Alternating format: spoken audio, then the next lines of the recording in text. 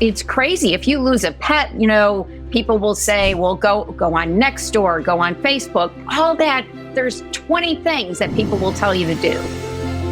Welcome to Dog Cancer Answers, where we help you help your dog with cancer. So who came up with the idea for calling Petco Foundation Petco Love? It's a little bit of a team effort, but I have to say, we really were looking to really talk about who we are a little bit differently, because I think we were transitioning from we're a nonprofit. Petco Foundation has always been a nonprofit. We weren't actually a foundation. We just operated as a foundation. Okay. And so as we are transitioning into, there are certain things like Love Lost that we will do ourselves, that'll be more operational. We wanted to change our name because we weren't solely going to be operating as a foundation. So we knew that we wanted to change our name, but everything that we do and our entire mission is about our love for pets. It became really sort of simple, and it's just like, why not just Petco Love? Like, it makes so much sense. It is something that I think people relate to really well. And love is at the heart of everything we do, whether it's, saving shelter pets, whether it's helping people care for their pets, whether it's, pet cancer treatment. Love is at the heart of it. It's why we have pets. It's all about love, the love in our life. So it just became so obvious to us once we got going. It's a wonderful name. And just for our listeners, to describe the distinction between being a nonprofit and a foundation, and what exactly you mean by that. Because I don't think everybody knows what a foundation means, what it does. So a foundation, most times when it's a foundation, it's the entity is a private foundation. So in the case of your money comes from one source, whether it's an individual or a corporation. And what you do then is give out those funds to others that are on the ground doing things. Okay. For us, are the funds that support Petco Love come nationwide, and the primary way our support comes through is that customer in a Petco store. And so it isn't just one entity. It really is so many donors, and that $2 donation at the register and a Petco pet care center, it can, it's like the little amount can make huge impact. And that's really who we are. And since we were not only going to just give money to others, but sometimes there were situations where we felt from a national standpoint, someone needed to do something nationally to make a difference. Petco Love Lost is one area. There was no national lost and found database for pets. And so we've created that, and it's using pet facial recognition technology. And we want to help make sure when people lose their pet, they go back to the families that love them. They don't need to go to the shelter. And then if the person doesn't know about the shelter, then go get readopted in a new home. We want to make sure that lost pets go back to the families that lost them. That's amazing. Yes. So how does someone register their pet with Love Lost? How does that work? Yeah, they just go on our website and they can register their pet in advance. And this, if your pet goes lost, you are in a panic, right? You don't want to go through registering, finding a photo. You don't want to do anything. You just want to hit a button.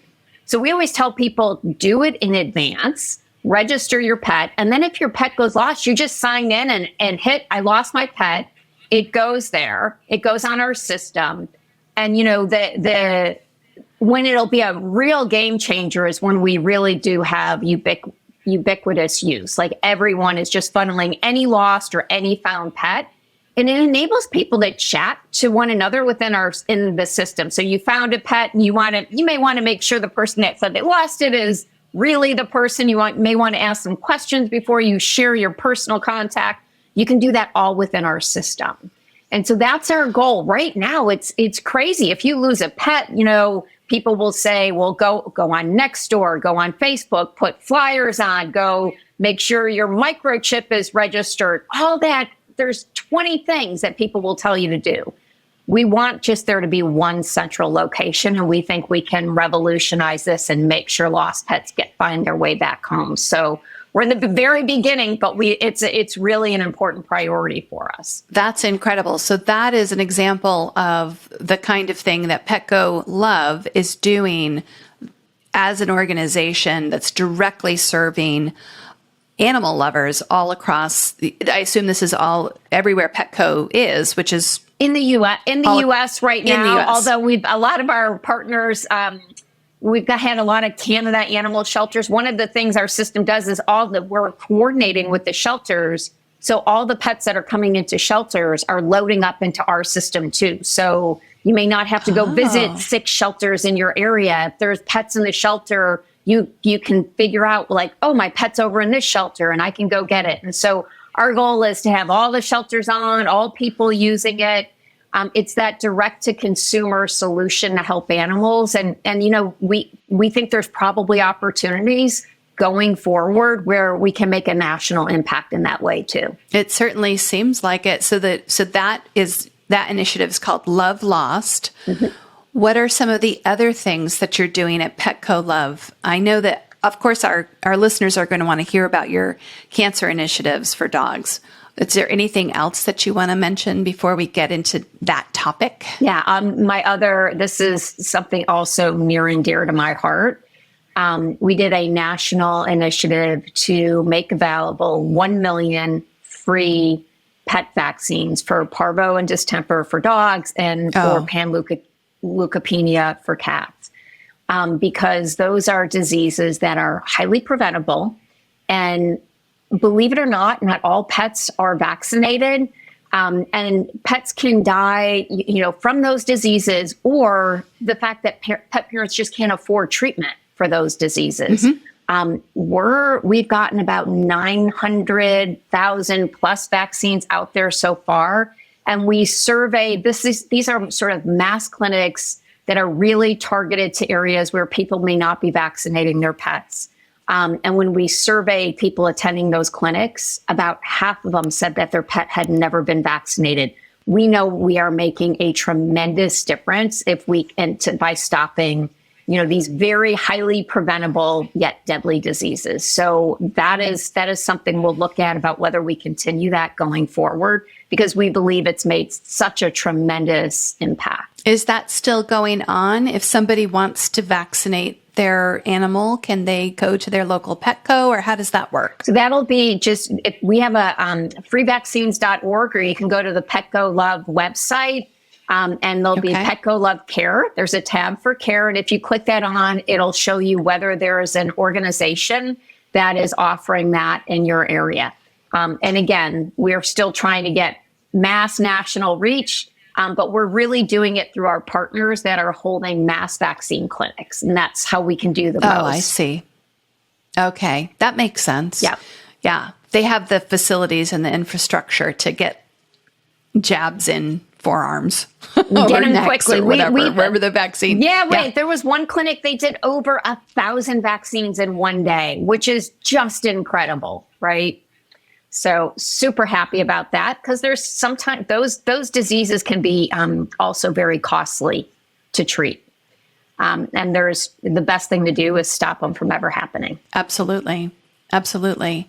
So what are you doing I know you've been funding a lot of cancer research. Talk a little bit about that, and let our listeners whose mostly dogs have cancer, or who are advocating for people whose dogs have cancer, let them know how they can, what it is that Petco Love has to offer. So fighting pet cancer has been, something that Petco Love has been working towards since 2010.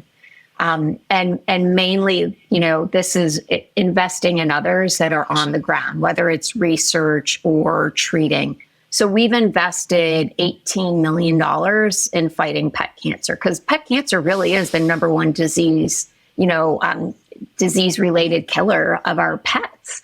And so some of that has been subsidized treatment. So for pet parents that can't afford treatment, and some of that has been in funding research. We started this partnership with Blue Buffalo early on to raise funds. And again, that's a lot of raising funds in our store, because if you've had a pet or you've had multiple pets, there's a high likelihood that you have been one of your pets has been impacted with cancer. I know I lost my first pet to cancer I think it was about a year ago now. I lost two pets. One was prostate cancer and the other one was liver cancer. And the year before that was melanoma. So if you've had multiple pets or you've just, there's a high likelihood that you've had a pet that's been impacted by cancer. And so this has really been a priority for Petco Love. And we've got there's a lot of research that around, cancer for humans. But we still have a long way to go with respect to our pets. But there are a lot of new innovative treatments that are coming around. This show is brought to you by dogcancer.com, where over 40 veterinarians, veterinary oncologists, cancer researchers, and science writers pull together to bring you better information today so you have no regrets tomorrow. We do the research, we talk to the folks in the trenches, and sift through the hype and the anecdotes. That's dogcancer.com. Start your own research at dogcancer.com today so you have no regrets tomorrow.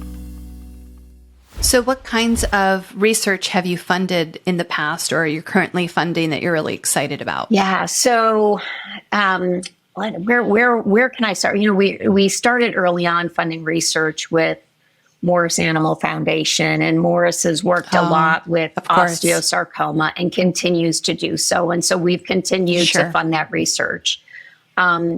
We've also funded some research with the University of Pennsylvania, their veterinarian college. And the first research project that we funded was one looking at canine mammary tumors, and looking at the differences in how these tumors advance and the different treatments that can be applied. And what was really interesting about this is there's another area that Petco Love is very passionate about, and it's saving shelter pets. But this research was actually working with shelters around the area. And if they had any pets that came in with mammary tumors, they were treating those pets, but also studying the tumors. So here we are, that's sort of a win-win all around. Not a win when it comes to, with cancer, that's not a great thing. But at the end of the day, if we can provide a treatment, find that pet that was in a shelter with cancer, that maybe, they would not ever be able to treat, then find it a foster home and eventually an adoptive home, and research that to provide better treatments going forward. That was an easy one that we knew we wanted to get involved with. But we had such a great experience with the University of Pennsylvania. We also funded another research project that they had, which was focused on immunotherapy for canines with lymphoma. And this was Dr. Nikki Mason at University of Pennsylvania looking at this. And this was really looking at applying the same type of immunotherapy currently being used for people, and then looking at how this could be used with dogs. And they were finding really great success, really increasing the lifespan. I remember when we've talked about it, and some of the dogs they thought were only going to live maybe a year after, 2 years later, still surviving and really extending their lifespan. So those are two. Yeah. Do you remember if those dogs were also getting like a CHOP, standard protocols for lymphoma chemotherapy in addition to the vaccine, or was this just the vaccine that they were getting? This was just the vaccine, is my understanding. Yes. And it's interesting because I actually, it was very interesting because shortly after we funded that, I had a dog that had melanoma. and they had immunotherapy vaccine. And I had, where I lived here in San Antonio, we talked about it. And, they said that chemotherapy really wasn't as helpful for melanoma, but they had some really great, responses to the immunotherapy vaccine. And he did. It extended his life maybe longer than they originally thought it was going to be. He did end up, passing away, but I think I got more time with him. And that was a treatment. The great thing I think about immunotherapy and the vaccine is this was a dog that was very scared and was going to the vet was not a good experience for him. And here's a treatment that is as simple as going for a quick vet visit and they can be out. And I think that was actually what enticed me to even pursue that treatment for him. Yeah. Just one poke and then you're done. That's it's kind of a miraculous. We're getting more and more treatments that feel really, really cutting edge and exciting. And the dogs are almost always able to accept them more because they seem to be less invasive, the ones that are coming down the pike. So it's very exciting. And it's interesting. I think sometimes, it'll start with human treatments, being extended to pets. And then I know there's a lot in sort of the comparative oncology space where sometimes starting on the pet side can actually be even more helpful. Because you can look at, I think that's the same with the mammary tumors, right? They are very common in dogs and dogs will get multiple tumors. So there's an opportunity that you have learnings there that can apply to the human side. We also funded Oklahoma State University's clinical trials and using focused ultrasound technology, which is a way to really target treatments on tumors where, it is an alternative to either chemotherapy or radiation to basically extract that tumor. And that's another thing that came from the human health side, right? The focused ultrasound technology first started on the human side. OSU is the first university to put that treatment towards dogs. And I remember just even in the writing of their application for this, they were talking about a dog that received the treatment. And it's a very, like I said, very targeted. I don't claim to know exactly the mechanics behind it, but they just talk about how the tumor fell off and after the treatments and how it didn't come back. And so they're really I know. Sounds good. That sounds great. A vaccine or a tumor that just comes off and sounds good to me. But they said, really just looking at those clinical trials now to see what are the types of tumors that respond well to this treatment and what are the types of tumors that don't. And again, this was another of the situations where we could actually help either shelter pets or pet parents who couldn't afford this type of treatment for their pet, allow them to get the treatment through a clinical trial that then furthered the research for better treatments. And so I think, those again it's great situations where you can take advantage of helping pets that otherwise wouldn't get the treatment and then furthering research as well. And you're also, my understanding is that you're also directly funding some people for their own pets, their own dogs' cancer treatments, that you're working together with universities? Yeah, so we do have a subsidized pet cancer treatment with universities. And I think there's 12 veterinarian oncology universities in our program right now. So probably, the top universities, Colorado State, Cornell, LSU, North Carolina, Ohio, Texas A&M, UC Davis in California, University of Florida. I think we've hit everywhere. I feel Wisconsin and Tennessee too. So I think we've got it dispersed around the country. And this is, if people cannot afford treatment for their pets, this is a subsidized treatment fund to help those pets get pet cancer treatment. And I will say that the one thing that I think surprised me when we first started offering this program is just the level of appreciation and thanks from the universities themselves, because there will often be subsidized treatment programs for conditions that maybe have a very, very high probability of success. But pet cancer doesn't always have that, and there's not a lot of funding for treatment. And yet they're faced with these pets in front of them, and they want to help them. They want to provide what they can for them to get the treatment. And this type of funding really didn't exist. So they were just all so thankful and so appreciative that they could use this funds and help pet parents and those pets that otherwise weren't going to be able to get pet cancer treatment.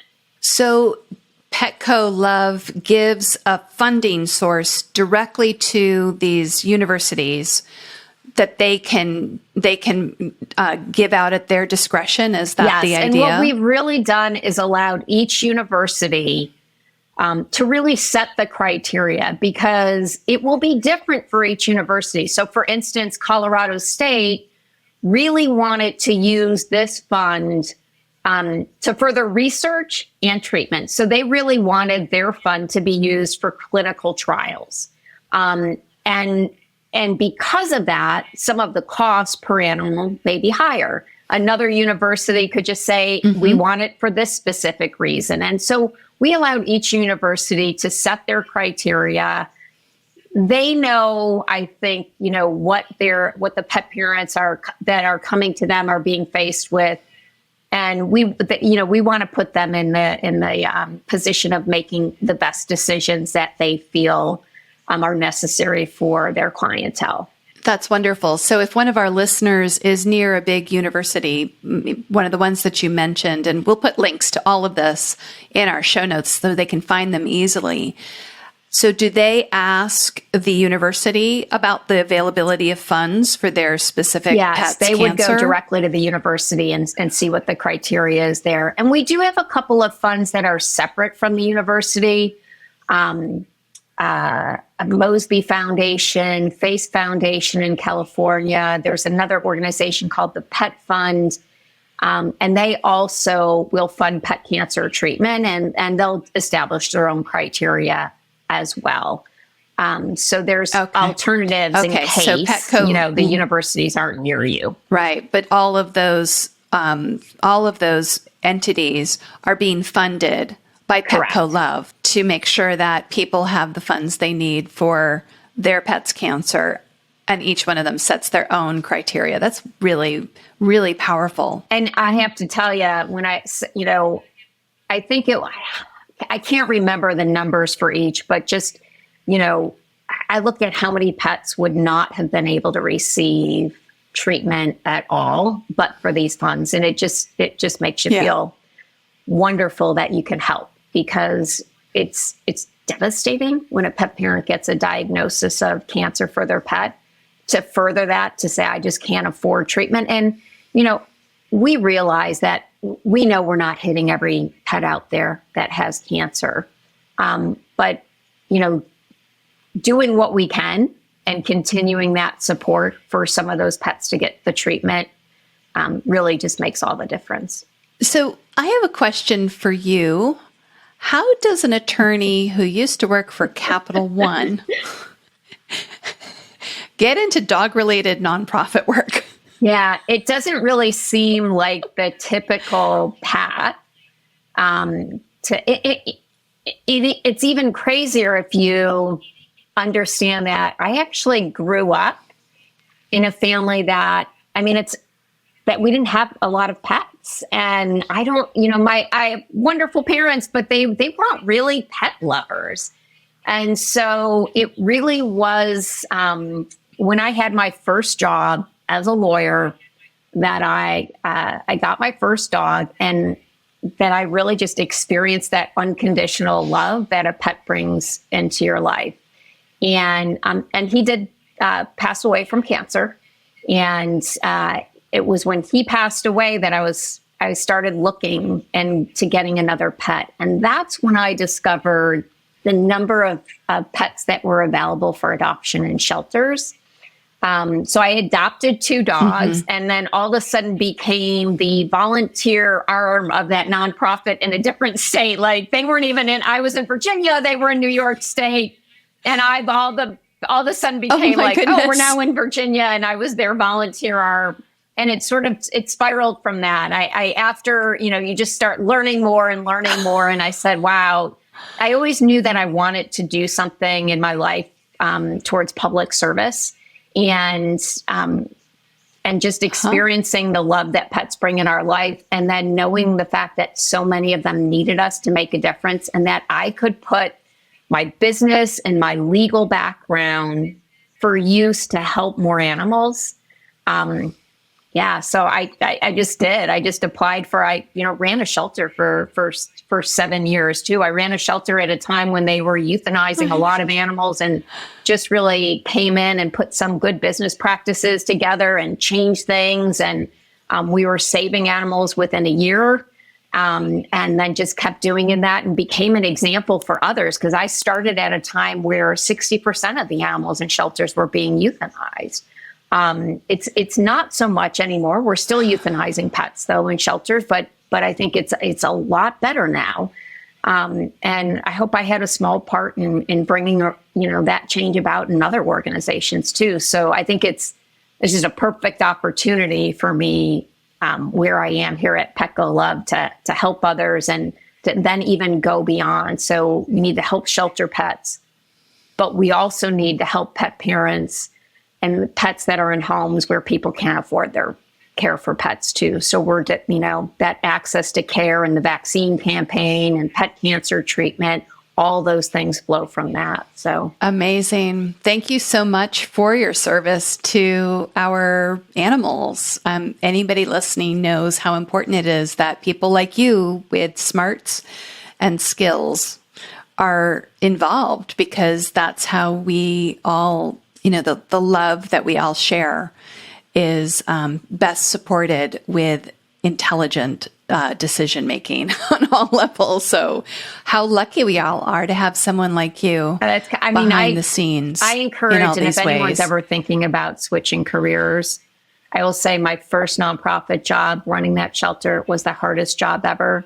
It's hands down the most rewarding thing I ever did. And so I encourage anyone who's thinking about making a change to do it. You'll never regret it. Wonderful. We don't like to ask people to donate to things unless we've verified that they're a solid charity. So I'm happy to report that Petco Love rates very highly with Charity Navigator, which is the navigating tool we use. And so if people want to donate, because our listeners often are listening long after their own dogs have passed on from cancer, they become very passionate supporters of other people, and they like to donate once in a while to worthy causes. So is it as simple as going to Petco and putting a few dollars in the jar on the way out?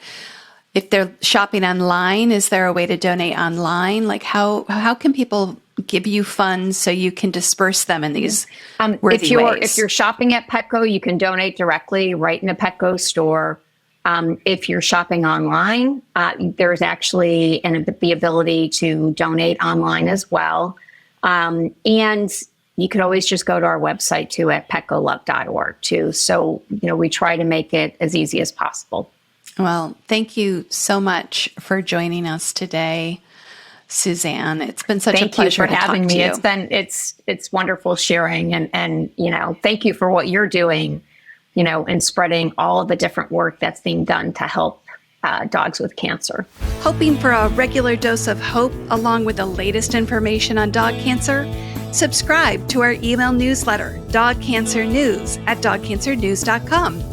Each week, we send support, guidance, hope, and information via email to dog lovers just like you. We know what it's like to have a dog with cancer. So join us and subscribe to Dog Cancer News at dogcancernews.com. Thank you for listening to Dog Cancer Answers. If you'd like to connect, please visit our website at dogcancer.com. or call our listener line at 808-868-3200. And here's a friendly reminder that you probably already know. This podcast is provided for informational and educational purposes only. It's not meant to take the place of the advice you receive from your dog's veterinarian.